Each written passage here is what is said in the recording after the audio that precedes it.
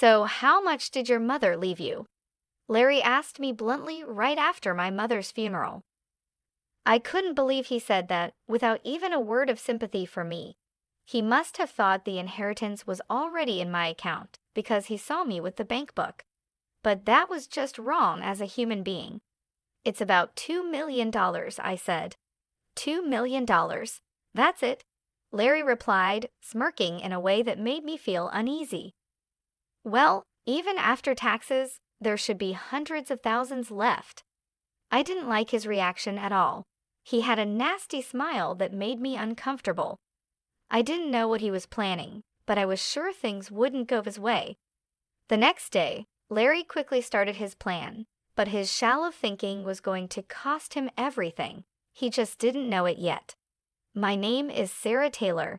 I got married through an arranged marriage when I was 19. My husband's name is Larry, and he works for a company. He is 3 years older than me and is the oldest son of the Owen family. However, even though he's called the oldest son, his younger brother Frank left the house after graduating from university and hasn't been in touch since. So Larry was treated like an only child and was very loved by my parents-in-law. Honestly, I didn't want to marry Larry, but my mother came from a family that had been running a business for generations. I was in a position where I couldn't go against what my parents decided, so I ended up marrying Larry. He couldn't refuse the marriage either because his father was in business. We didn't marry out of love. It was a marriage far from happiness. Unfortunately, we couldn't have children. Since we got married young, it was hard to accept that we couldn't have kids, and I hoped that having a child would improve our situation. But even with hospital visits, it didn't happen. "Hey, barren woman, are the chores done?" At first, my parents-in-law, who used to treat me well as a young lady, started calling me a barren woman after a few years. I mean, you should be able to make it happen if you just do what you're supposed to do. It's a waste of money going to the hospital. My father-in-law would say mean things to me every day, but Larry never stood up for me. While I was being scolded by my in-laws, he would either read the newspaper or take a nap, snoring away. Even when I wanted a change and said I wanted to work, he would say, "If you go to work, people will think we're not doing well," and wouldn't let me leave the house. At that time, it was common for women to become homemakers after getting married. However, living with just my mother-in-law was honestly a nightmare every day. No one would help me. I couldn't worry my parents by telling them, and I couldn't run away because our marriage was tied to work. Still, I thought I would be rewarded someday and desperately endured every day. However, no matter how many years passed, the situation never got better. 19 years after our marriage, when I turned 43, my father-in-law died in an accident.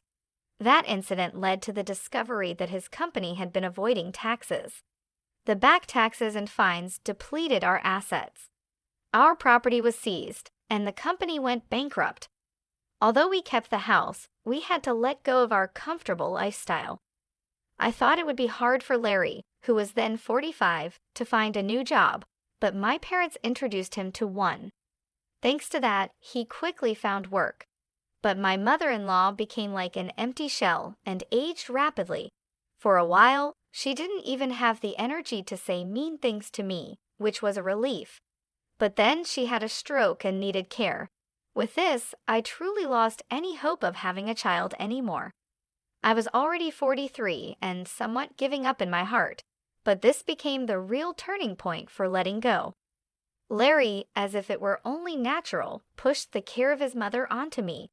On his days off, he would lounge around just like before.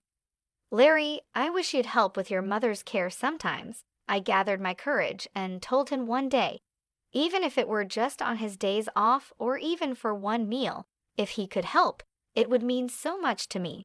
But Larry frowned and said, I'm working, you know. Let me rest on my days off."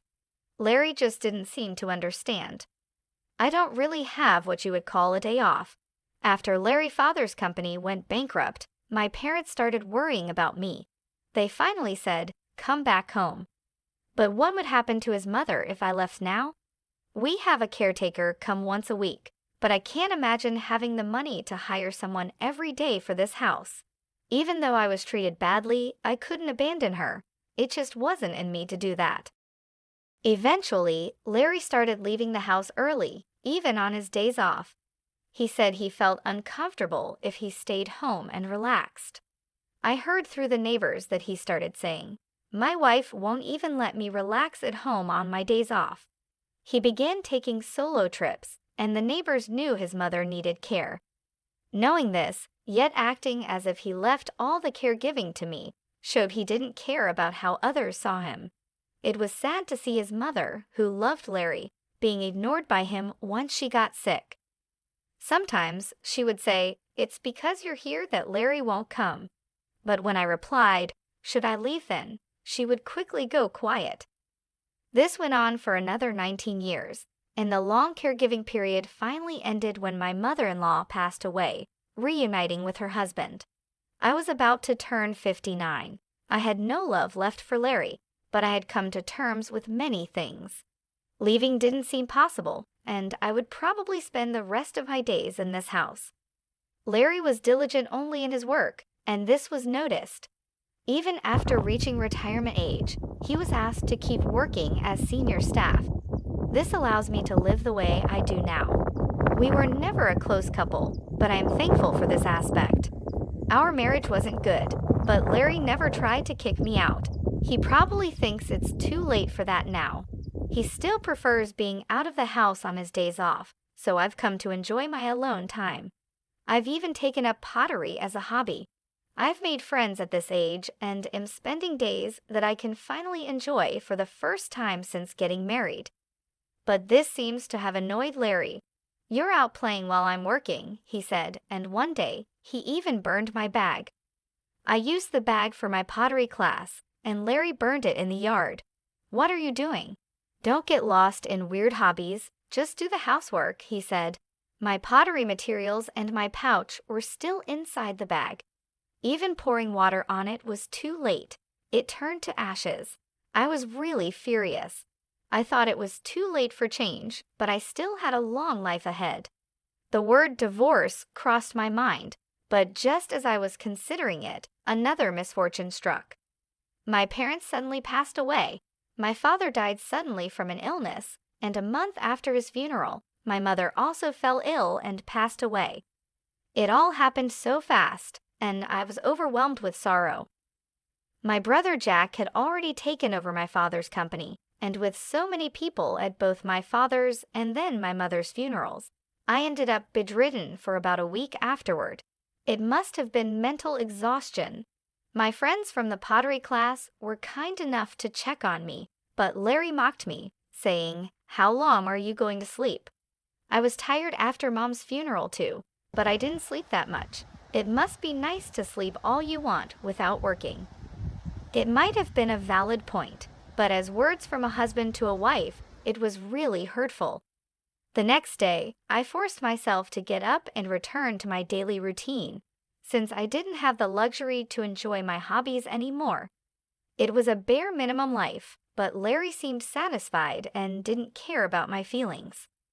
Then, sometime after my mother's funeral, I remembered that the payment deadline to the funeral home was approaching and looked at the bank book.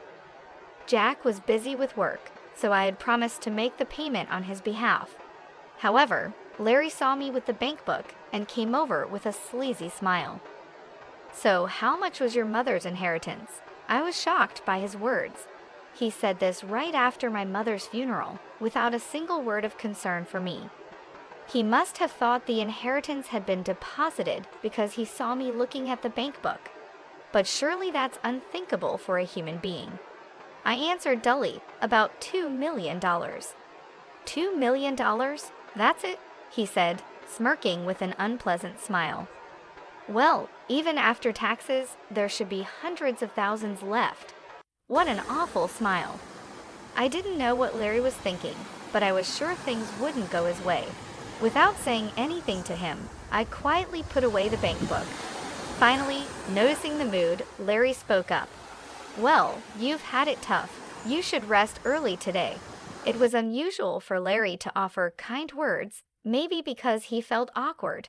Far from making me happy, it made me feel sick. I didn't want to see his face anymore, so I went to bed early that day.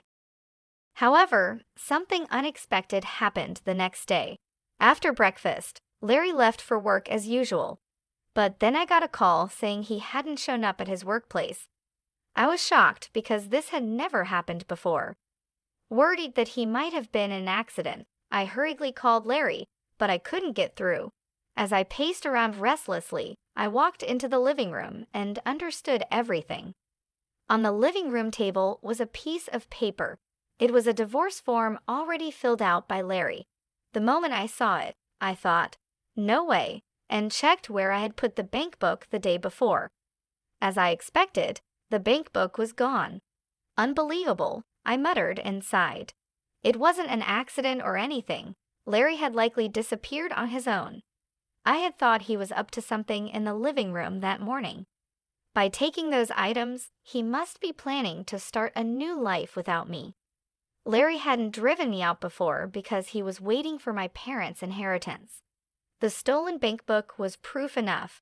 Even with this realization, I remained calm. There was no need to panic. I slowly filled out the divorce form and took it to the city office. Larry had sown the seeds of his own downfall. I decided he needed to fully understand that it was too late for regrets. I properly contacted Larry's workplace and said, "I can't reach him either, but it doesn't seem like an accident. I'll let you know as soon as I get in touch. Sorry for the inconvenience." The workplace said they would treat it as a paid leave for the day and wished him well, which made me envious of Larry for having such a good workplace. After all, it was a company introduced by my parents. I hoped he would be sincere towards his workplace, but now he was going to be a stranger to me. I managed to submit the divorce form successfully. After going through so much, it's surprising how easily I became free. I wondered if my life could have been different if I had divorced earlier.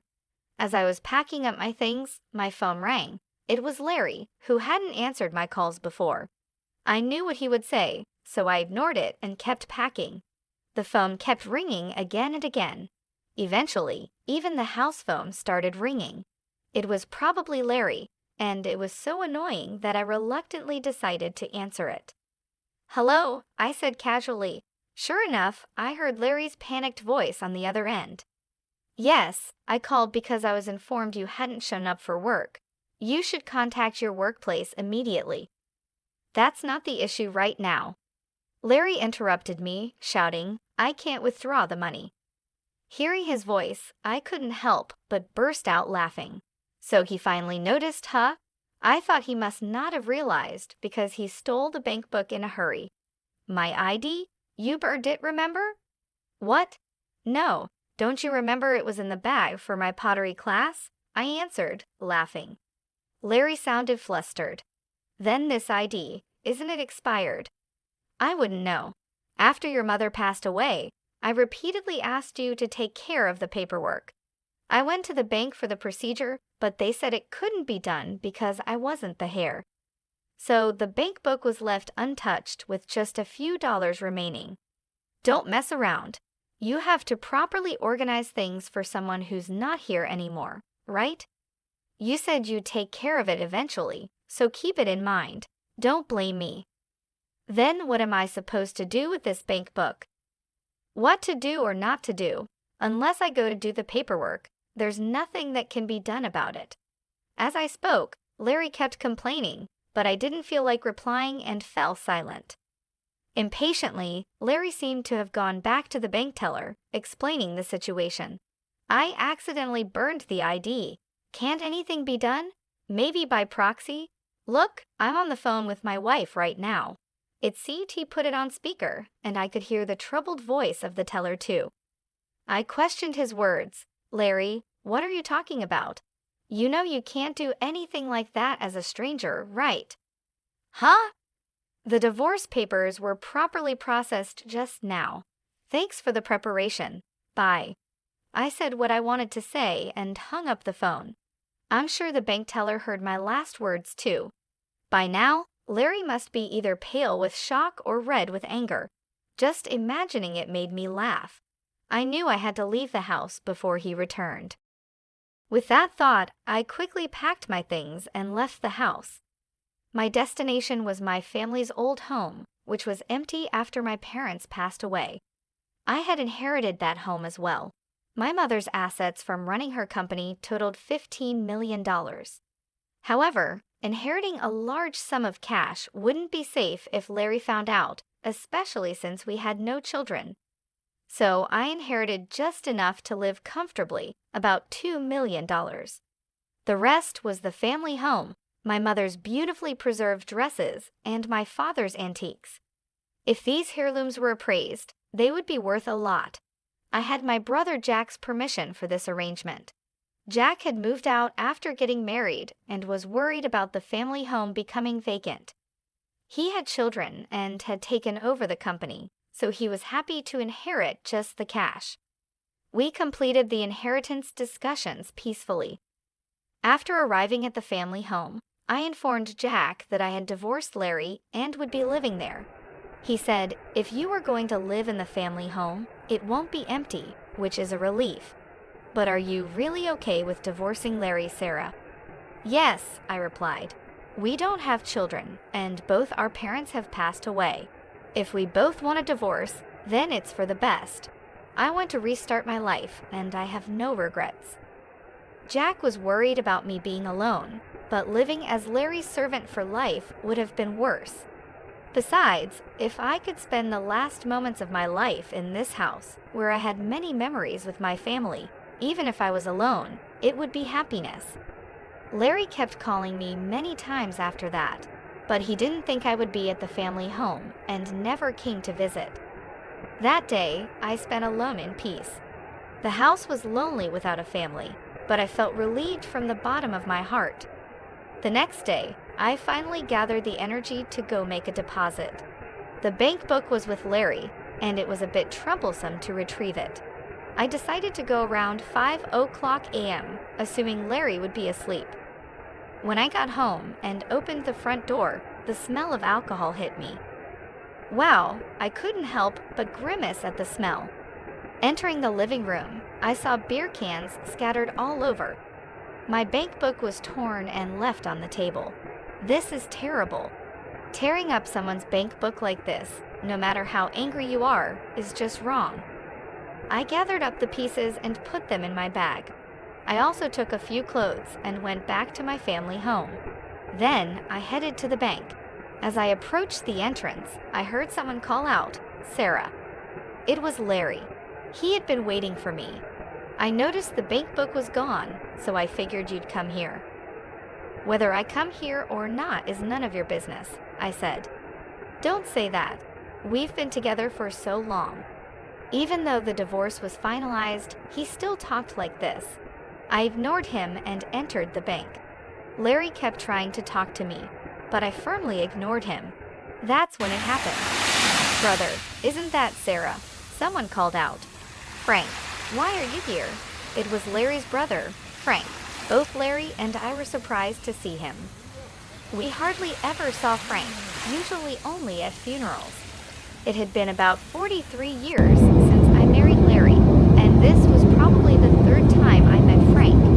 He had wanted to cut ties with the family, but his parents, worried about their company's reputation, begged him to at least show up for important family events. Since we had met at my mother-in-law's funeral a few years ago, he probably recognized us.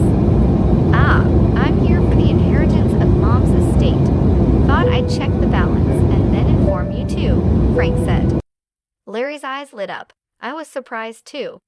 I thought there was just a few dollars left in the bank account, but according to Frank, there were also investment trusts set up a long time ago and safety deposit boxes rented during their father's lifetime. Frank had heard about it from his mother before she passed away. She had sent him a message saying, "If anything happens, you take care of it." However, due to his busy life, it had taken him this long to act. Frank looked apologetically at me and Larry. There was a letter in the safety deposit box along with some jewelry. Mom said all her estate should go to Sarah. What? I was surprised by Frank's words, but Larry looked even more shocked. Frank pulled out a letter from the documents he had with him. I recognized the stationery because I had bought it for my mother-in-law. The letter clearly stated that all the jewelry in the safety deposit box and other assets should go to me, her daughter-in-law Sarah. I could picture my mother-in-law writing it carefully. I remembered asking her if she needed the letter, but she had coldly replied, "It has nothing to do with you." Maybe she meant to write this letter at that time. I covered my mouth in surprise. "Sarah, you've been taking care of everything on your own, right?" Frank said. Despite the mean things my mother-in-law had said, she was sorry and wanted me to handle the estate. She knew that if she told Larry, he'd probably try to keep it quiet. Next to me, Larry's face turned red, and he started trembling. "Well, I never intended to inherit anything, but as the legal heir, I thought I had to handle it. It's just a matter of changing the name to Sarah, so that shouldn't be a problem for you, right, Larry?" Frank said this casually, not knowing about our divorce. Later, I was called to the bank counter. Larry, without any purpose, just sat in the lobby, lacking the energy to follow. That day, I completed the reissuance of the bank book and the transfer for the funeral home. "I'll be going ahead, Sarah. I'll contact you again," Frank said, leaving Larry and me behind in the bank. I safely returned home. Frank contacted me again later, explaining that Larry had protested, saying, "Such a letter is invalid." But Frank convinced him, saying, "Respect Mom's wishes." However, unable to satisfy Larry, Frank visited a lawyer for free advice. Although the letter couldn't be recognized as an official will, the lawyer suggested that settling by discussion would be more cost-effective than hiring a lawyer. Larry agreed to the inheritance of the house. The investment trusts weren't worth much, and Larry reluctantly gave up on those and the jewelry. Thus, I formally received my mother-in-law's estate. If Sarah gets Mom's estate, I should get it from my mother-in-law, right? Larry argued with the lawyer, but that was a different matter. It was embarrassing. Even the lawyer scolded him. Larry couldn't accept it and finally tracked me down at the family home, showing up at my doorstep. I was wrong. "Let's start over," he begged, realizing he couldn't get anything. He knelt at the doorstep, pleading for reconciliation. Start over? There was never any love between us to begin with. What's there to start over? For the first time, I felt free to speak my mind. I shared my long-held feelings with Larry. He fell silent, seemingly regretting his actions for the first time, and I couldn't help but smile. "At least you still have the house, right?